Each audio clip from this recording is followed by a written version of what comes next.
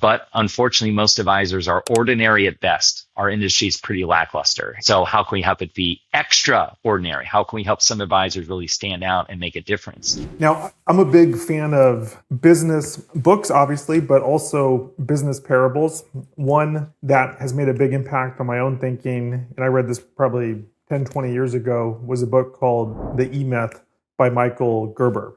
And the core big idea of that is work in your business, work on your business. And I think that's become common business wisdom at this point. You hired us to help you write and publish your recent book. And interestingly, you decided to do it as a business parable, which I think is, fantastic. I know there's one shared client that we have, and Chris had originally come to us about writing a book. And one of the things I like to do in my own process is to send samples of books to them just so they kind of get their head around it. And I think we had just published your book. And so I decided to send your book as an example. For the person who's thinking, well, people don't read books anymore, that's not true. When someone's about to make an important decision, they absolutely will read a book if it's relatively consumable. And so the book is something that can be read cover to cover in about 2 hours. Yes. And I heard back from Chris, I followed up on my sales call. And he's like, yeah, I read Jon's book and I've, reached out to their company and I'm going to hire them. I'm like, well, that's fantastic. What about me?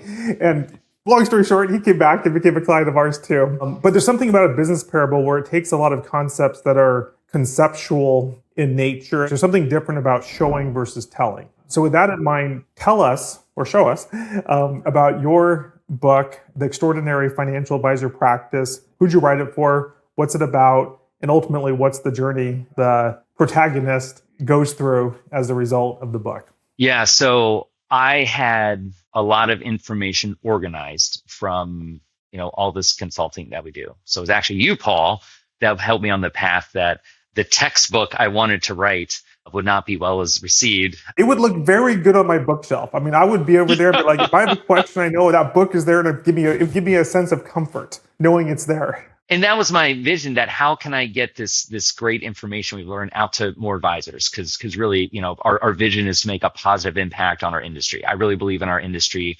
I believe it creates tremendous value for Americans. America needs it. America wants it. But unfortunately, most advisors are ordinary at best. Our industry is pretty lackluster, and that's the reputation of it.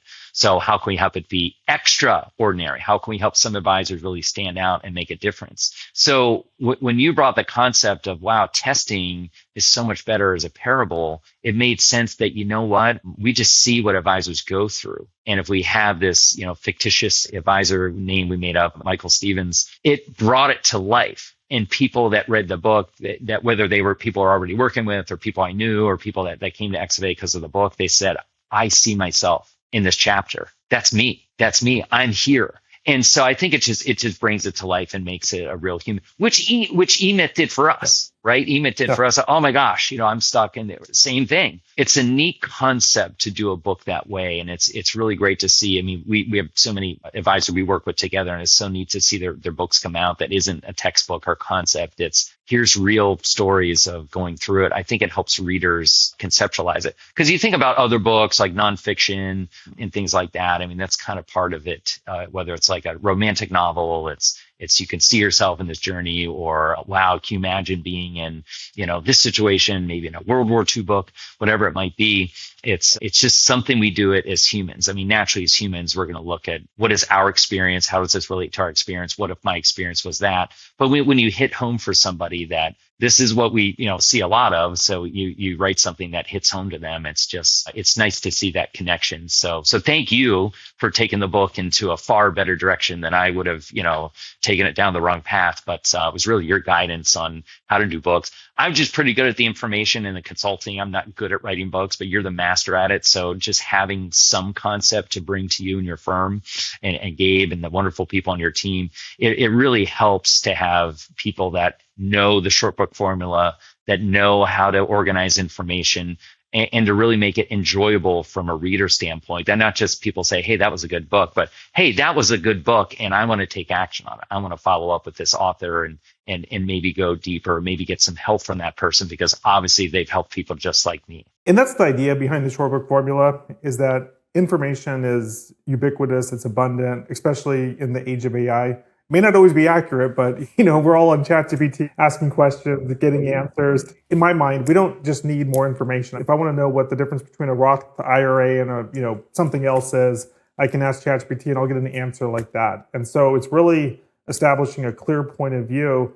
And more importantly, it's helping people to identify or to see themselves in the character, and whether that's done through a regular nonfiction or whether that's done through a business parable. I think the main thing is to be super clear on who the reader is for this, so that when they read it, they're like, that's me. He's talking to me. And that's the magic of writing a book. And so one of our shared clients, Laura, she's written a book already with my firm. And I think through your encouragement, she's decided to write a second book. And in this case, it is a business parable. And so, she's a financial advisor. And so this is geared towards her ideal reader. And anything that you can share about just the conversations that you've had in terms of helping her guide her thinking in terms of what this book could become for her. Yeah, so I would say for RAs, there's a little bit more freedom in doing the work. There's some SEC rules for advisors that are part of like an independent broker dealer, like a FINRA firm. There's a little bit more rules there. So if you're going to talk about, hey, I'm a financial advisor with XYZ firm, there's a lot of compliance that goes along with that. And so obviously you would have to go through a compliance review, and you can do it. You can publish the book and do it. It's just, you just got to check a lot of boxes and stay within their rails.